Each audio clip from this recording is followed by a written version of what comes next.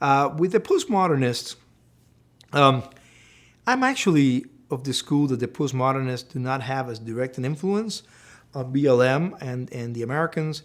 I know that in the early 70s and mid and late 70s, when I was meeting people, when I was in college myself and meeting people who were going to college, I had a good friend who went to Yale, for example, who had studied Derrida and Foucault and I forget who the third one is right now, Jean-Francois, it's going to come to me in a second, and they had studied them, and they did have some, but it's the same thing, the deconstructionists.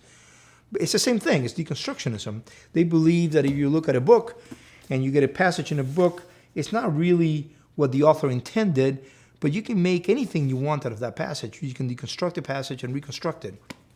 I happen to be of the opinion that the author's intent actually should have should have an impact on your thinking.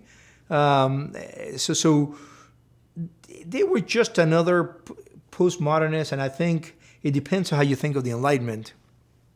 Whether the Enlightenment is a break, it's a break with all tradition, and so a lot of people today, a lot of conservatives begin to believe that actually is the Enlightenment in breaking with virtue and the Thomistic and Aristotelian view of the good life that creates the rot we have, or today, or if it's really a break with the Enlightenment that you have in postmodernism.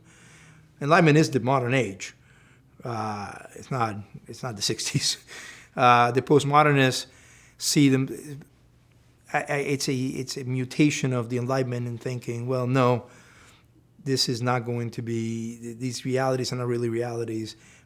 We can deconstruct and reconstruct everything. So they are on the same page as the Gramscians and the Frankfurt School. That's fascinating.